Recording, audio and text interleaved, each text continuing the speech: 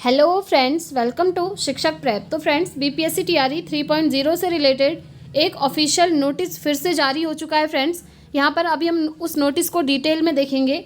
साथ ही साथ टीआरई 3.0 का जो एडमिट कार्ड है उसको लेकर एक अपडेट है, उसको भी जानेंगे। आप जानते ही हैं आपके एग्जामिनेशन की फाइनली डेट आ चुकी है। 19 से 22 जुलाई के बीच में आपका एग्ज़ाम होने वाला है। ठीक है, एग्ज़ाम आपका जून में नहीं है बल्कि 19 से 22 जुलाई के बीच में है। तो आपका जो एडमिट कार्ड है वो कब आएगा, और साथ ही साथ फ्रेंड्स यहाँ पर टीआरई 4.0 सीटेट अपीयरिंग मौका अपीयरिंग, ठीक है, जिनका सीटेट नहीं हुआ होगा उसकी भी हम बात कर रहे हैं, और टीआरई 4 से रिलेटेड जो अपडेट है वो भी हम देखेंगे। तो चलिए सारी चीज़ों को हम डिटेल में जान लेते हैं वन बाय वन। तो सबसे पहले आप ये अपडेट देखिए फ्रेंड्स, आप जानते ही हैं टीआरई 1 और टीआरई 2 में जो कैंडिडेट्स फर्जी तरीके से सेलेक्ट हुए थे, अभी उन सभी को बाहर किया जा रहा है। एक एक करके काफ़ी सारे डिस्ट्रिक्ट की लिस्ट आ गई है। कल आपको देखने को मिला था मुंगेर की आई थी, ठीक है, और अभी जो आपकी लिस्ट आई है ये आप देख सकते हैं, ये औरंगाबाद से लिस्ट आ चुकी है। यहाँ पर टीआरई 1.0 और टीआरई 2.0 दोनों की लिस्ट जारी हुई है, जिसमें काफ़ी सारे कैंडिडेट्स फिर से जो है यहाँ पर बाहर हो चुके हैं। फ्रेंड्स, अगर आप ये इसका रेशियो देखें ना कि जितनी वैकेंसीज आई थी उसके कंपैरिजन में कितने स्टूडेंट्स बाहर निकल रहे हैं, तो आप देखेंगे 50% से ज़्यादा स्टूडेंट्स जो हैं बाहर निकल चुके हैं अलग अलग डिस्ट्रिक्ट से, और डेली एक एक लिस्ट आपकी अलग अलग डिस्ट्रिक्ट से जारी हो रही है। तो यहाँ पर टीआरई 1.0 से कौन कौन इस बार बाहर हुए हैं यहाँ पर आप देख सकते हैं। जो टीआरई 1 में सेलेक्ट हो गए थे और कुछ रीज़न की वजह से अब उनकी नौकरी जा चुकी है, और ये बहुत सारे डिस्ट्रिक्ट का हाल है फ्रेंड्स। अभी जो आया है ये औरंगाबाद का है, तो यहाँ पर देखिए इनके रोल नंबर भी डाले हैं, इनके नेम भी डाले हैं, कौन से विद्यालय में ये पढ़ा रहे थे, 1 to 5 के लिए ये थे, ठीक है। और बाहर क्यों हुए हैं, रीज़न यहाँ पर दिया है। किसी का सीटेट में 82 मार्क्स है, किसी का 89 मार्क्स है, और ये सभी अदर स्टेट वाले हैं। लिखा है ना अन्य राज्य अन्य राज्य, तो ये बिहार को छोड़कर अदर स्टेट के हैं। और आप जानते हैं अगर आप अदर स्टेट के हैं और बीपीएससी टीआरई में शिक्षक बनना चाहते हैं तो आपके सीटेट में 90 मार्क्स होने चाहिए। अब जिन स्टूडेंट्स के टीआरई 1 और टीआरई 2 में सीटेट में 90 से कम मार्क्स थे, उन सभी को अब बाहर कर दिया गया है। तो एक चीज़ ध्यान रखिएगा, अगर आप टीआरई 3 या टीआरई 4 कोई भी एग्ज़ाम देने वाले हैं और आप अदर स्टेट से बिलोंग करते हैं तो आपके सीटेट में 90 मार्क्स होने चाहिए, अदरवाइज़ इसी तरह आपको भी फ्रेंड्स बाहर कर दिया जाएगा। तो यहाँ पर आप देख सकते हैं एक एक दो दो नंबर से स्टूडेंट्स को अब बाहर कर दिया गया है। देखिए बहुत बुरा लगता है। एक तो होता है कि जब हमारी जॉब ही नहीं लगती है, वो चलो जॉब नहीं लगी ठीक है, लेकिन जॉब लगने के बाद इतने टाइम तक पढ़ाने के बाद अगर आपको निकाला जा रहा है जॉब से, तो आप खुद समझ सकते हैं कि वहाँ पर कितना बड़ा दुख होता है, ठीक है। तो इसीलिए जब तक आपको ये चीज़ें क्लियर ना हो ना कि एलिजिबिलिटी क्राइटेरिया क्या है, तब तक आप एग्ज़ाम देने मत जाइए। और क्या क्या एलिजिबिलिटी क्राइटेरिया है, सारी चीज़ें मैंने आपको डिटेल में काफ़ी बार समझाई हुई हैं, आप देख सकते हैं उन वीडियोज़ को। और हाँ, सब्जेक्ट कॉम्बिनेशन की वजह से भी काफ़ी सारे स्टूडेंट्स को बाहर किया गया है, और एस्टेट के मार्क्स की वजह से भी काफ़ी सारे स्टूडेंट्स को बाहर किया गया है। अब मैं आपको एस्टेट का क्लियर कर दूं, अगर आप बिहार को छोड़कर अदर स्टेट से बिलोंग करते हैं और आप बीपीएससी टीआरई में अपीयर होना चाहते हैं तो आपके एस्टेट में 75 मार्क्स होने चाहिए। अगर इससे कम होंगे तो आपको बाहर कर दिया जाएगा। कल की जो लिस्ट निकली थी एक डिस्ट्रिक्ट की, वहाँ पर 6 कैंडिडेट्स को बाहर किया गया है। वो ऐसे कैंडिडेट्स हैं जो अदर स्टेट के हैं और उनके एस्टेट में 75 से कम मार्क्स थे। तो सीटेट की तरह एस्टेट का भी एक क्राइटेरिया बना हुआ है जो आपको ध्यान में रखना है। साथ ही साथ सब्जेक्ट कॉम्बिनेशन को लेकर भी गड़बड़ी हुई थी, जिस वजह से उन स्टूडेंट्स को भी बाहर किया गया है। अभी मैं आपको दिखाती हूँ सब्जेक्ट कॉम्बिनेशन वाला। अभी आप पहले यहाँ देखिए, किसी के 88 मार्क्स हैं, इनके भी 88 हैं, 87, 88, 88। अब यहाँ पर आप देखिए एक स्टूडेंट है जिनके सीटेट में 89 मार्क्स हैं, ये हैं कुमारी अमृता यादव, ठीक है। और 1 to 5 में ये टीचर बनी थी टीआरई 1.0 के टाइम पर, और इनके सीटेट में थे 89 मार्क्स, और ये थी अदर स्टेट की। उस टाइम पर तो सिलेक्शन हो गया, क्योंकि गलती तो आयोग की है। आयोग ने जब डॉक्यूमेंट वेरिफिकेशन किया था तो उस टाइम पर सारे डॉक्यूमेंट्स की जांच करनी चाहिए थी, लेकिन इन्होंने जांच करी नहीं, फर्जी तरीके से सब यहाँ पर लेते रहे उनको।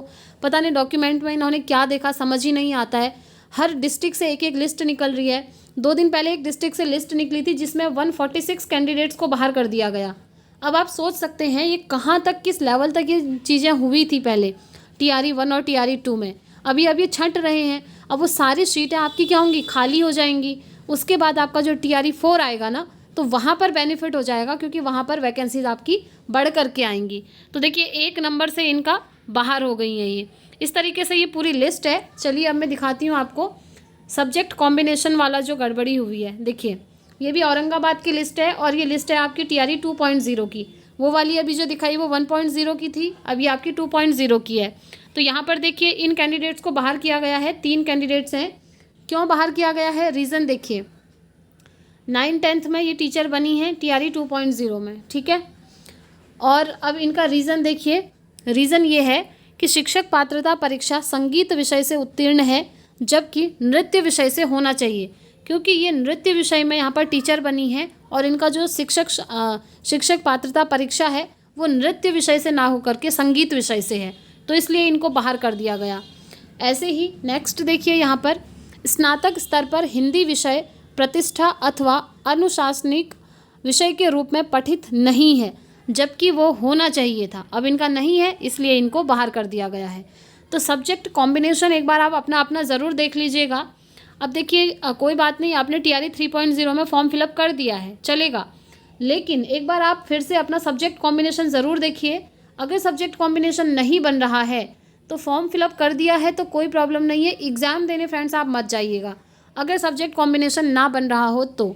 अदरवाइज़ खाली आप वहाँ जाएंगे, आपका टाइम वेस्ट होगा, आपका पैसा लगेगा, और अगर सिलेक्शन हो गया ऊपर से वैसे दुख होगा, क्योंकि सब्जेक्ट कॉम्बिनेशन की वजह से बाद में बाहर हो जाओगे आप, ठीक है। इसीलिए आप लोग देख लीजिएगा, ये सारी चीज़ें अगर आप फुलफ़िल करते हैं तभी एग्ज़ाम देने जाइए, अदरवाइज़ एग्ज़ाम देने का फ्रेंड्स कोई फ़ायदा नहीं है। अभी सारे कैंडिडेट्स यहाँ पर एक एक करके छंट रहे हैं।